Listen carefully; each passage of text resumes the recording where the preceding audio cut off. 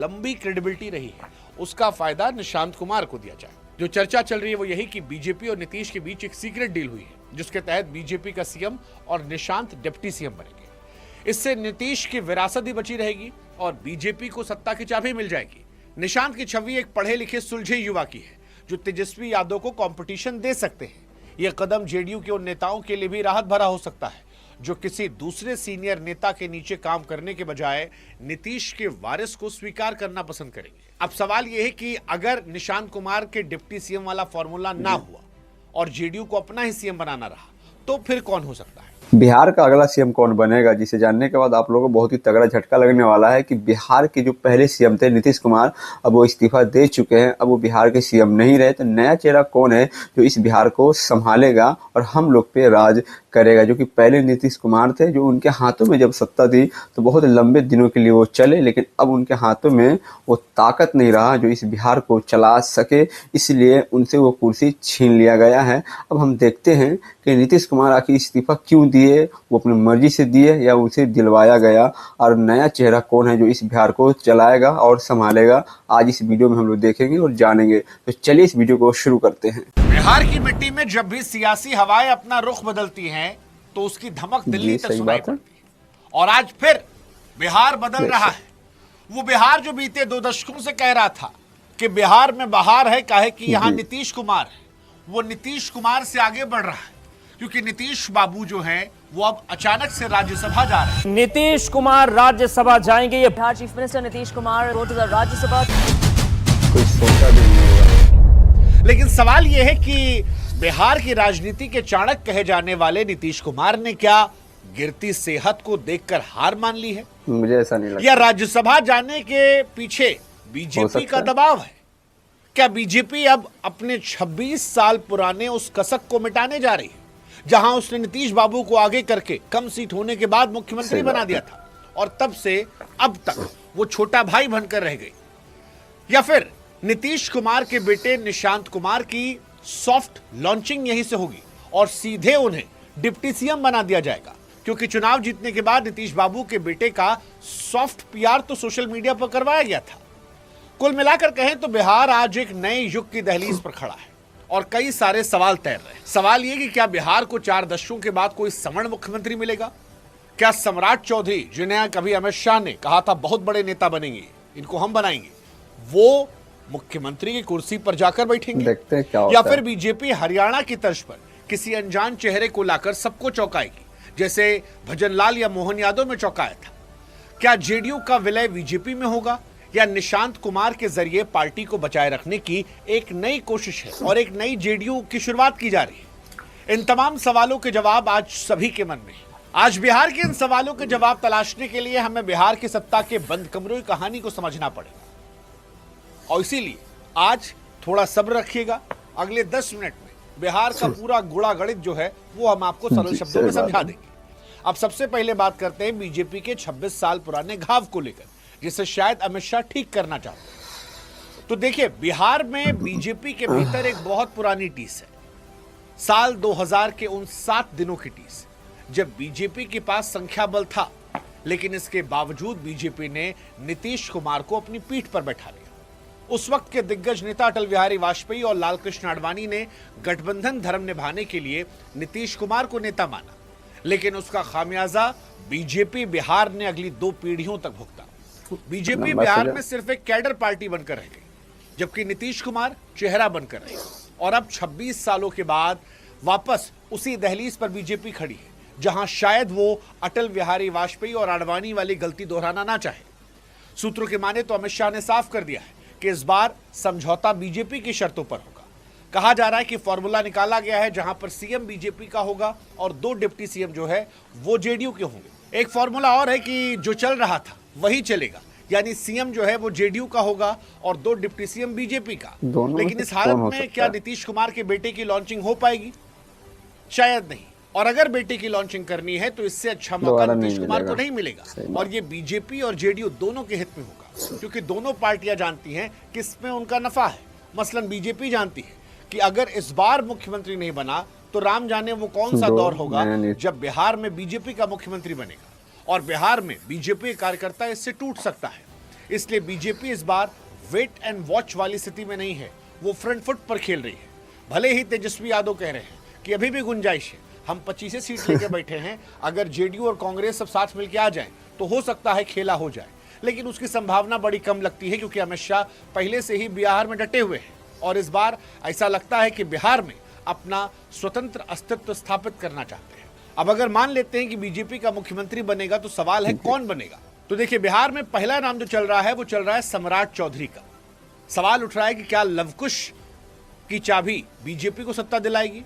बिहार की राजनीति में लवकुश यानी कोयरी कुर्मी समीकरण वैसा ही है जैसा महाराष्ट्र में मराठा या फिर हरियाणा में जाट। नीतीश कुमार ने 18 साल तक इसी 7% वोट बैंक के दम पर राज किया। सम्राट चौधरी इस समीकरण के सबसे बड़े हथियार है। सम्राट चौधरी के पक्ष में 3 बड़ी बातें हैं। जातीय गणित के हिसाब से कोयरी समाज की आबादी कुर्मी समाज से ज्यादा है, जिससे सम्राट को आगे कर बीजेपी नीतीश के पूरे बेस को अपनी तरफ शिफ्ट कर सकती है।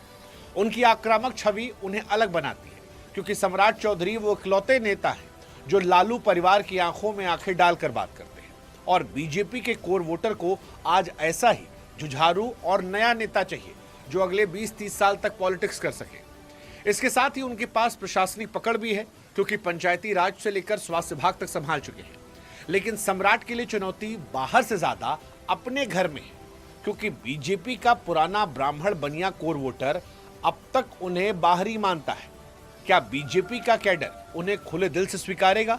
यह सवाल इसलिए भी अहम है क्योंकि बिहार बीजेपी कई दिग्गज नेता खुद को इस दौड़ में पीछे नहीं देखना चाहते। हालांकि हुई है वही जो राम रच रखा, ये दुनिया के लिए, बीजेपी में हुई है वही जो अमित शाह चाहा। तो अमित शाह बिहार में है, बीजेपी के अध्यक्ष बिहार में है, वो जिस पर फैसला लेंगे आई डोंट थिंक सो कि वहां पर कोई सवाल उठा सकता है। हालांकि कुछ नाम और भी है। एक नाम विजय सिन्हा साहब का चल रहा है, सवर्ण कार्ड, कि क्या बिहार की राजनीति में अब सवर्ण चेहरा जो है उसे मौका मिलेगा। देखिए, बिहार की राजनीति में पिछले 35 सालों से एक अघोषित नियम रहा है कि मुख्यमंत्री पिछड़ा होगा, लेकिन विजय सिन्हा इस नियम को चुनौती दे सकते हैं। आरएसएस के बेहद करीबी हैं, प्रधानमंत्री नरेंद्र मोदी के भरोसेमंद हैं और मूल भाजपाई है।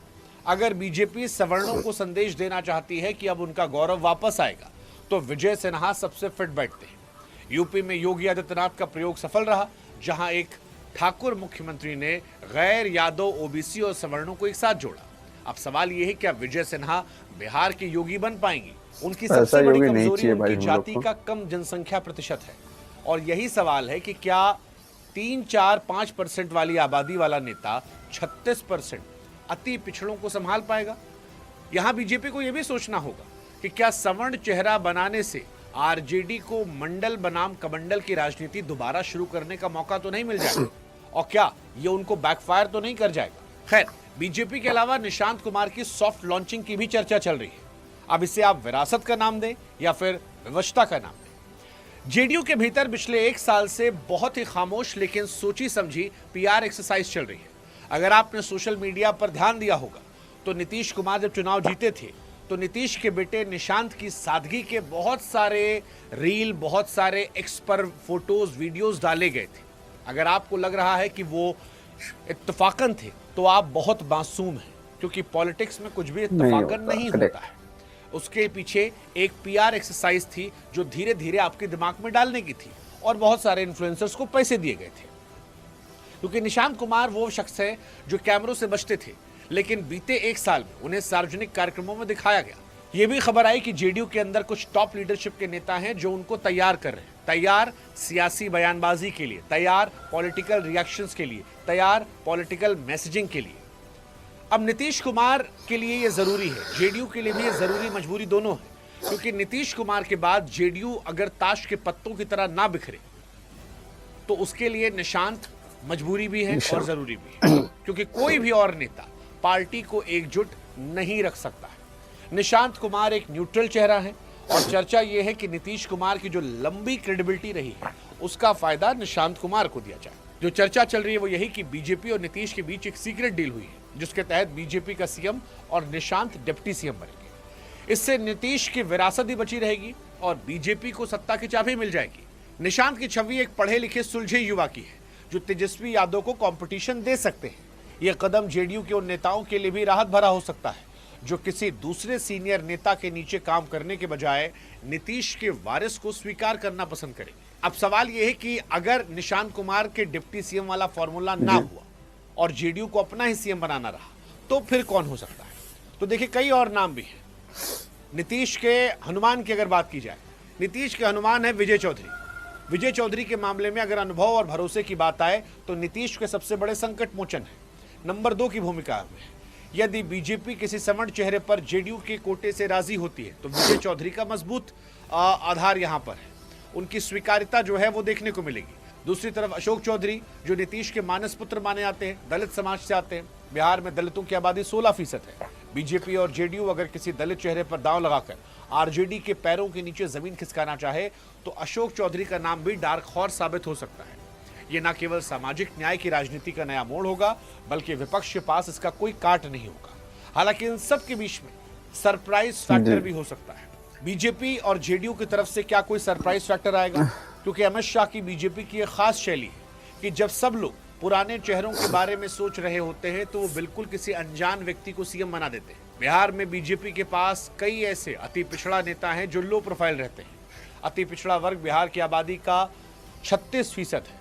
अगर बीजेपी केवट, मल्लाह या तेली समाज के नेता को मुख्यमंत्री बना देती है तो ये बिहार की राजनीति का सबसे बड़ा विस्फोट होगा। एक कदम आरजेडी के MY समीकरण को पूरी तरह अप्रासंगिक कर देगा और बिहार की राजनीति में एक ऐसे वर्ग का नेतृत्व देगा जो दशकों से केवल वोट बैंक बनकर रहे। सही बात है। ये रिस्क बीजेपी को बिहार में स्थायी रूप से नंबर 1 बना सकता है और इसके चांसेस बहुत बहुत ज्यादा है। खैर कुल मिलाकर क्या नीतीश कुमार का राज्यसभा जाना बिहार में नीतीश कुमार के युग का अंत है? नीतीश कुमार का राज्यसभा जाना केवल पद का त्याग नहीं है, ये बिहार में एक बड़े राजनीतिक बदलाव की भूमिका है। ये अगली पीढ़ी को विरासत देना है। नीतीश बाबू जानते हैं कि उनकी लिमिटेशंस है सेहत को देखते हुए। ऐसे में वो खुद को स्टेटमैन की भूमिका में ले जाने का फैसला शायद कर रहे हैं ताकि अपनी पार्टी और अपने बेटे निशांत का भविष्य सुरक्षित कर सके। लेकिन बीजेपी के लिए डगर आसान नहीं है, क्योंकि अगर मुख्यमंत्री के चुनाव में जरा सी चूक हुई तो तेजस्वी यादव बिहारी बनाम बाहरी या पिछड़ा बनाम समण का कार्ड खेलकर बाजी पलट सकते हैं। बिहार अब उस मोड़ पर है जहां एक गलत फैसला किसी को भी अर्श से फर्श पर पहुंचा सकता है। आने वाले कुछ महीनों में हम इन सवालों के जवाब जान पाएंगे कि क्या बीजेपी 26 साल पुरानी गलती को ठीक करेगी या पिछलग्गू बनकर घूमती रहेगी? क्या निशांत कुमार बिहार के नए युवा आइकन बनेंगे? और सबसे बड़ा सवाल तो ये कि क्या नीतीश कुमार राज्यसभा से भी बिहार की सत्ता का रिमोट कंट्रोल अपने हाथ में रखेंगे? देखिए बिहार है बाबू, यहाँ पर कुछ भी यूं ही नहीं होता और जो होता है उसके पीछे बहुत कुछ होता है। और नीतीश बाबू के बारे में तो वैसे भी कहते कि उनके दाएं हाथ को नहीं पता बाएं हाथ में क्या है। लालू जी कहे थे ना उनके पेट में 2 ठो दांत है, वो है। तो बिहार की सियासत का क्लाइमैक्स अभी बाकी है। अभी तो पिक्चर की शुरुआत हुई है, ट्रेलर आया है, ट्रेलर का मजा लीजिए। आगे जानकारी जो होगी वो हम आप तक पहुंचाते रहेंगे। बिहार का अगला सीएम कौन बनेगा? क्या नीतीश कुमार के बेटे निशांत कुमार बनेंगे या कोई नया चेहरा है जो पूरे बिहार पे राज करेगा और बिहार का अगला सीएम बनेगा? ये तो वक्त आने पे बीजेपी वाले ही बताएंगे। आप लोग को क्या लगता है कि बिहार का नेक्स्ट सीएम कौन बनना चाहिए और वो कौन सा चेहरा है जो पूरे इस बिहार को अच्छे तरीके से संभाल के रखेगा और पूरे बिहार पे राज करेगा? और बिहार को एक ऐसा नेता चाहिए जो कि बिहार को और भी बेहतर बनाए। मैं आप लोग से जानना चाहता हूँ कि वो कौन शख्स हैं और आप लोग किसे देखना चाहते हो एक सीएम के रूप में बिहार के अंदर? और नीतीश कुमार इतना जल्दबाजी में आखिर सीएम से इस्तीफा क्यों दिए? आप लोग नीचे कमेंट बॉक्स में ज़रूर बताना और इस वीडियो को लाइक ज़रूर कीजिएगा। चैनल पर नए तो चैनल को सब्सक्राइब जरूर कर लीजिएगा और इस वीडियो को ज़्यादा से ज़्यादा शेयर कीजिएगा। फिर मिलते हैं एक नई वीडियो के साथ।